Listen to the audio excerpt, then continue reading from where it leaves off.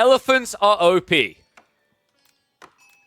Dervishes are OP. All right, I'm lost, guys. Who's winning this one? One and all, welcome back to the semi-finals of the first ever midweek muster. We just had an impressive opening game. Wham was able to dominate with the power of the HRE. This one is a little bit more, shall we say, frisky. I'm not entirely sure, actually, how this one is normally meant to play out at the moment because we have seen a lot of changes recently in the dynamics. For a while, the Ayubids were winning this with the Growth Wing play in Feudal. But ever since the Elephanto Fun Time reared its ugly head, Delhi have looked unstoppable. I'm wondering if this is the time where Wham's going to whip out the Dervish build that him and Puppy Paw have been practicing a lot on the ladder. And if he does, what's your answer? Because the thing is, like, you'd think that Delhi would win a healing war in Feudal. They don't. Not against double Dervish unless you can snipe the Dervishes. Because remember, guys, the Dervishes, when you go Logistics Wing as Ayyubids, it's an AoE. So if you have 50 units, those 50 units are going to get healed, right? It's impossible for Scholars to keep up with that. So the opening plays are going to matter a lot here. I actually think the Ayyubid Dervish play in this matchup is actually super effective with kind of just Horsemen. You basically play the same format that you would with the 1TC English Abbey of Kings Horseman build, right? It's a mobile healing AoE, right? Likely, we're going to see Desert Raiders as a beginning, but like when you go Desert Raiders, it does give Ghazi an opportunity to fight you back. I do definitely prefer Horsemen because A, it's more cost efficient, and then you just add in 1 or 2 Desert Raiders for the aura, which is more effective in Ghazi when you do a Horseman versus Ghazi fight.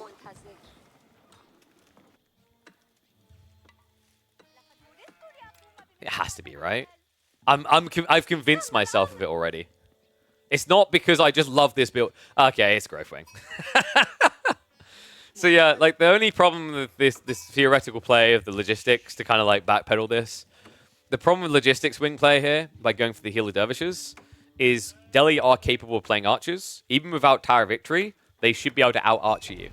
And the weakness of this dervish play, similar to the weakness of the Imam play for Ottomans, is does my opponent build range units? So Growth Wing's still pretty good, though. Historically, this was the way that Ayyubids were beating Delhi, is you would go for the Growth Wing option with 3 extra workers. That's about 120 extra resources per minute. And you're both berry sieves, right? So there's no edge there for Delhi. So the whole logic is you immediately get this eco boon, and your opponent doesn't get his own eco boons until he gets these techs. Even with Dome of Faith, that's delayed.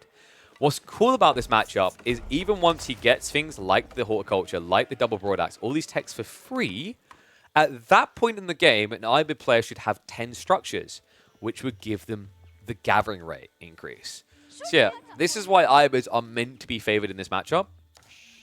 The tricky part is genuinely, like, Delhi, are they going to fast castle? And what happens if we get elephants? Right, that's the big question mark in my brain.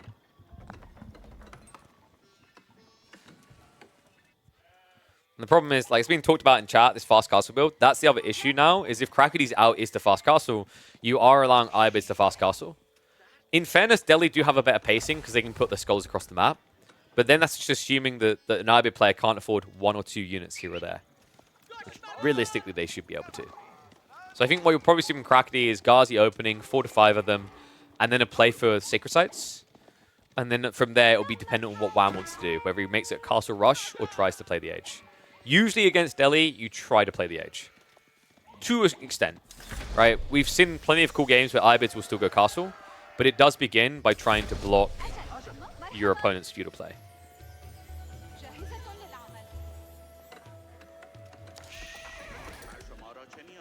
Stable drops coming from Krakati. And mirrored by Wham. Cool thing about doing this with Ayyubids, you get so much more efficiency in terms of options out of this. Right? Delhi are the kings of efficiency for production because they put a scholar inside. You're the king of efficiency for flexibility because you can build both horsemen and desert raiders out of this. Just kind of crazy when you think about it. Like, players have started to lock onto this more and more, is that it's 2 counter types in one building. There aren't many examples of that in AoE 4. Not in Fuel Age. And yes, Wham is min-maxing. This is potential for castle. You can already see that he's like taking the risky berries first, then he can play to the safer ones. So good against Ghazi, but also keeps the option open for a Growth Wing castle play. if your opponent doesn't play the edge.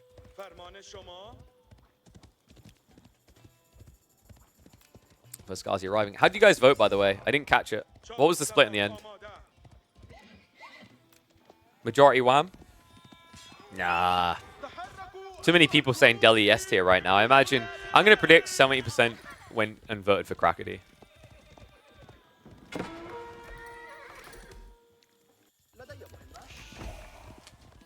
He's just spamming Desert Raiders. I really thought we'd just get one Desert Raider and Horseman because it's more cost efficient, but in fairness, if you do just have favorable numbers, you can still beat Ghazi. It's just maybe not as clean. Also, spamming Desert Raiders is less time efficient. Horsemen take 23 seconds, Desert Raiders take 30, so. What's the berry mismatch thing? So the idea is that you want to deplete berries low, but not completely if you want to go Growth Wing.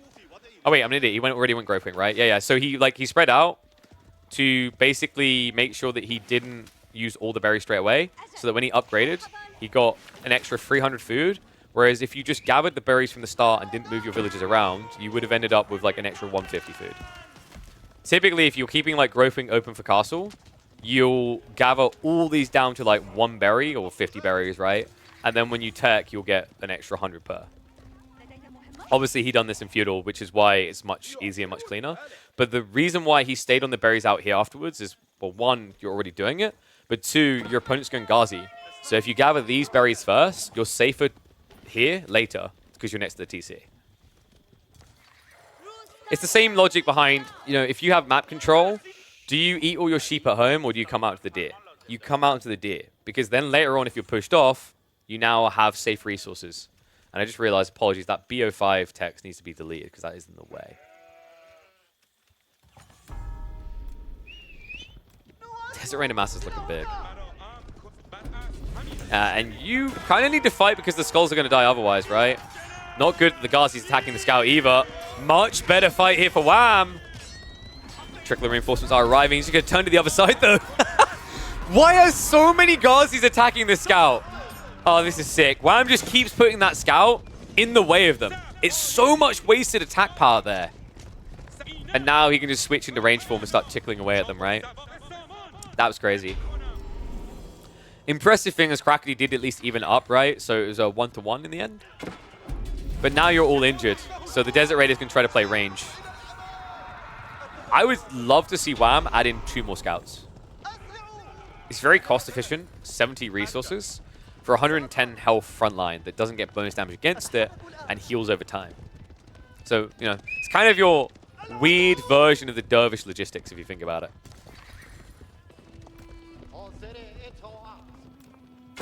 Single sites are locked in, so there is definitely some urgency that needs to come out of Wham. Does at least get a nice Stipend Scholar.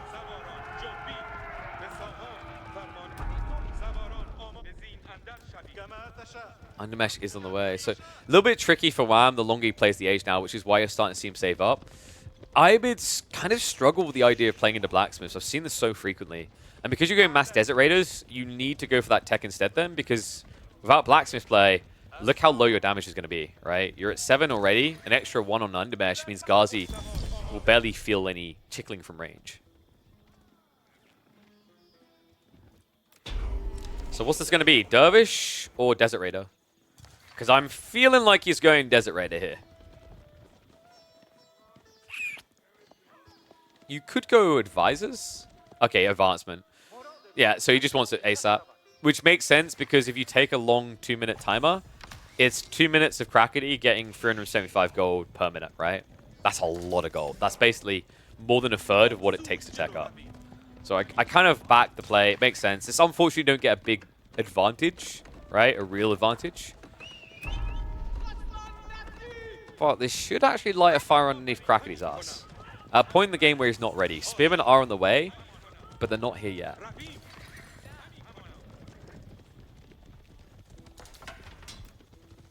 Damn. These have been some cool games. It's funny how team games have infected the pros' brains. Because before the team tournaments, you weren't really seeing anyone doing Mass Desert Raiders only. Unless they were doing like cheesy animation cancelling, right? Now, it's making more and more appearances in 1v1. after it was proven that it's ridiculous in team games.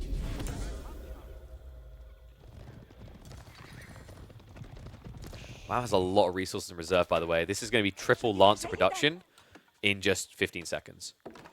That's scary, actually. Like, Crackety, even though he's got Spearman coming, it's just so much cavalry already.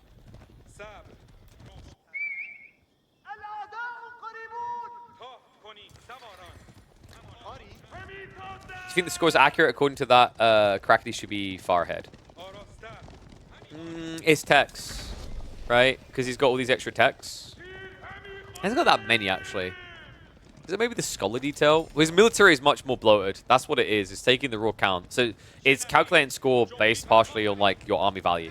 And his army value is insanely high, right? Because Ghazi aren't actually much cheaper than Desert Raiders. It's 140 versus 180. And then you've got scholars, which this is the deceptive part. I think the way the score calculation works is it's not marking them as 65 gold. It's marking them as 130 gold. That's why his score looks so ludicrous. It's going to justify it now. House of Learning on the way. Tricky part is Crackety kind of just needs more spears. So House of Learning doesn't really help you there. However, if you can creep your way into some elephants.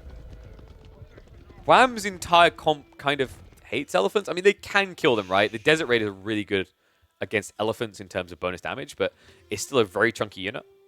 And you are, like, low effective HP, right? Whereas tusk damage is very high, spear damage is very high. Ambitious fight from that one Ghazi. Veterancy is in for the Desert Raiders, by the way. So, like, Crackety kind of needs to weave around this fight. He can queue for the Ghazi upgrade himself. We'll be able to get it in just under a minute. Lancer raids are starting to arrive. So, remember what we were saying earlier about taking risky resources first with the home berries? Crackety done this on the map here. Now you can fall back to something safer, like maybe the berries on the east side. He has got the G quite close by as well. And what is up, Lance V Free? Thank you very much for the sub, mate. Welcome to the Swarm. Don't forget, guys, if you got Prime subs, it's free money laying there. Feel free to give it to me, and you will be delivered safely from ads. Also, you support someone who's running tournaments for 30 weeks. Not a bad deal. Lancers. Spearmen are not vetted up. So they're actually not that scary in small numbers. And we do have the first elephant arriving. Did he go for Mahoots early? No, he's going home blades first. Hearty rations afterwards. Uh-oh. That's a problem, though. Crackety. 5 villages exposed. There is a trade, though. Both sides are losing eco here. Great dive in. So Crackety struck first. Wham immediately answers back. But reminder that Wham went ecoing. He's meant to be ahead by 3. Damn. Great read by Crackety. And remember, the quality of his army is worse here, right? It's Ghazi, Feudal Age Ghazi at that. That was a costly strike by Wham. He should have came out ahead from that. Gonna try to follow up with dive in now. So like we said, Desert Raiders in theory should be good against elephants, but do you want me to reveal the ugly truth of the game, guys?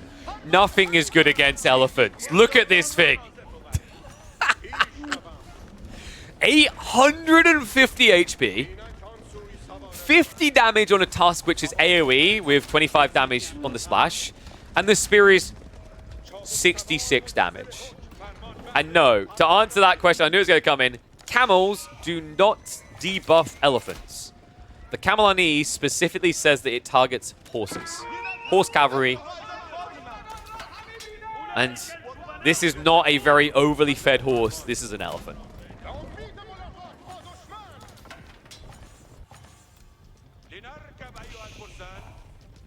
Crackety's confident right now for good reason. I love the fact that he's posturing like this. Like, how does Wham fight this army directly? He needs a gajillion crossbows. Actually, that feels terrible as well because it's so many Ghazi. Event Ghazi's at that. Remember, very tanky 170 HP. Instead, Wham is going 2 TC. This is bold. Bold. Sorry. He's going to be bold in a few moments when the elephant starts attacking. From ripping his hair out. Whoa, hit on the villagers, though. Did he get anything? He got 3. Okay, so not too bad. A few lances are lost. There needs to be a counterattack, though, in the Ghazi. They're peeling. They're checking the berries. This is the unfortunate reality check of building your TCs on these resources. Your opponent wants to go there anyway. We had to snipe 1 or 2. We'll shuffle out the other side due to the Desert Raiders. However, the big bad boy is on the way. Man, he's loving life. Look how chill that guy's on top. Like, yeah, I got a spear and warp. Spear in one hand, beer in the other. He's going to move in, start sieging this. Guys, he only just built this TC. Ay caramba, this is a big problem. He's not defending it either. He can't. The crossbows are going to guard against that. TC arrow fire simply not good enough here. He needs to repair right now. There's no choice in the matter. So crossbows are going to start sniping. The elephant's just unkillable. Like, every time I see this unit, man, what do you do against it? He's going to come over for the party now. They'll surround the elephant. Ghazi are going to torch it down, though, so he sacrifices the elephant to sack the town center here. Crossbows are still here, so the villagers not able to repair. Second TC lost, and wham! Now behind by almost 10 villages. Insane raid from Crackety. Now you might be wondering, how does Wham come back from this? It's simple. You walk over to Crackety's house, you enter his apartment, you go up to him, you look him firmly in the face, and then you remove the E key from his keyboard. Do not let him build more of these war elephants. Good God. Military Academy also on the way. We do have some pro scouts potential here, right? There's still deer on the front side for both players. Retracted deer. Yeah, so Crackety's just going to absorb the map because they're both still playing kind of cavalry-esque comps. And he wants to force Wham to expose himself, basically.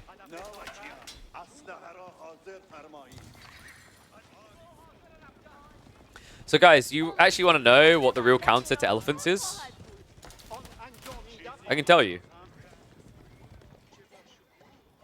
But only if you promise to keep it top secret, because I don't want all the players realizing it. Because like they're not going to be 10% of their earnings when I teach them.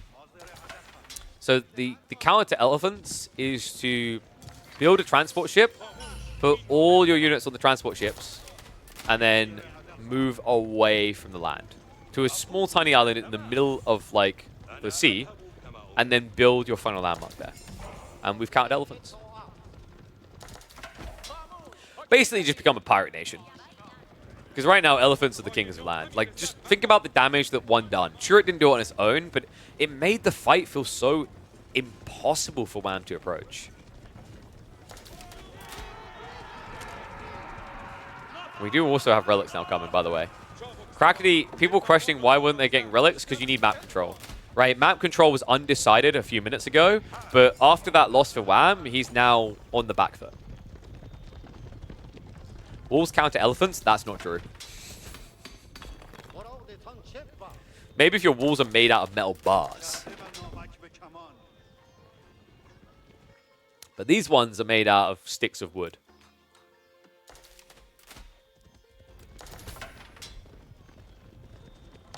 They're slow. Not with Mahoots, they're not. Yep, okay, Berlin has figured it out. True, the counter elephants is to wall them. Actually, the real counter is you need a lot of crossbows. But you need a lot of crossbows. You need to be careful not to stack them either, because remember the AoE toss damage. But like you do 21 damage to elephants with those, right? But you need to have like 15, 20 of them to start sniping elephants confidently. Because the other problem is, like, it's kind of similar to why Gilded Knights felt OP for a lot of people when they first came out anyway. The concept is, this unit is so tanky, it's not going to die, and then it's going to walk away and get healed. Elephants follow that logic as well. The crazy part is, like, war elephants, for their timing, for the initial attack, look more OP. But as the game goes on, tower elephants are actually the ridiculous thing. Like, funnily enough, if Crackety sets up enough farms, he could just start pumping tower elephants here. Because Wham's entire comp sucks against them, right? Like, he has 5 Desert Raiders, it's the only counter. 5 Camel. Like, you basically would need to go, I'd say, mass Camel Lancers. And Wham doesn't have the farms to do so.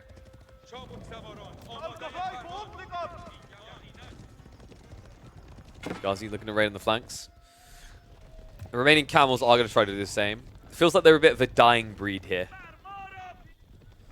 Yeah, camels right now, like in this game, are looking like pandas. We didn't teach them how to sex. That is a thing, right? I've heard that. Apparently they've been trying to help pandas because they're struggling because they don't know how.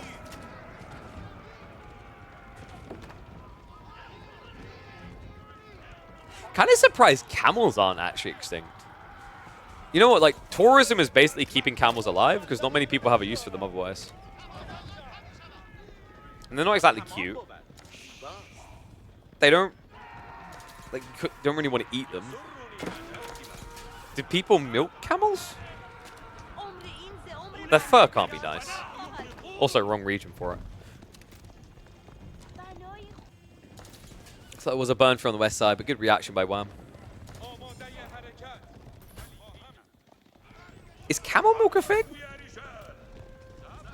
I don't know.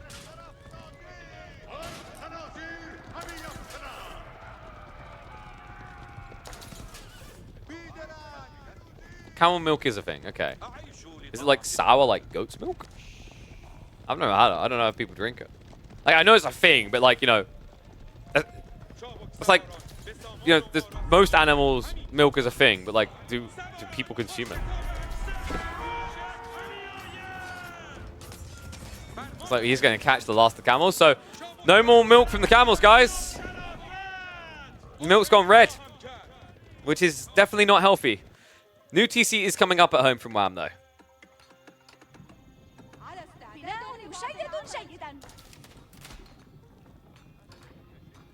Ah, so the Bactrian camels are important for food and warm fur. Got you.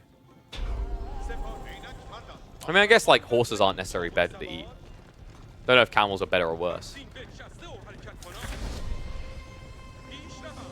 I guess it depends on whether you run like a supermarket chain. Horses are easy to come by than camels. As is apparent with this army. That's a lot of ponies. I think Crackety's ready to pull this one back. He's probably going to go for Imperial first.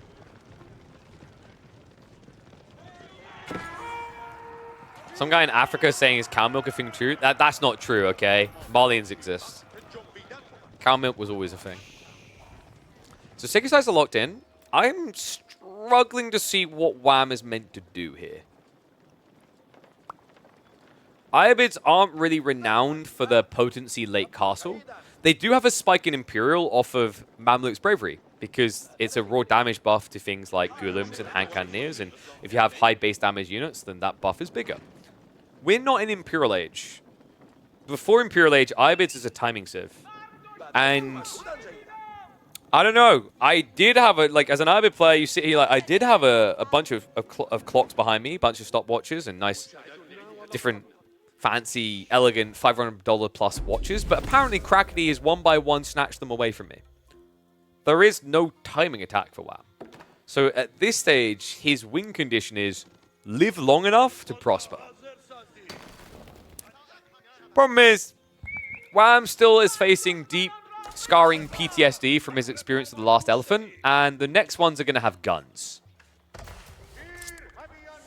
know if you guys have ever realized this, but an elephant is a really scary thing. If you put a gun on top of them... Yeah. Ironically, the natural counter to the elephant in nature, in wildlife, is a gun. But when they get it themselves, that's the biggest concern I have. Night Raids are starting to poke as well. Wham is going to find himself stretched thin here. And that tech up is pretty condemning. Wham has gone free TC. He's an entire age behind. He's already used Advancement Wing. And he will not advance any further in Game 2. GG gets scored. The set is going deeper.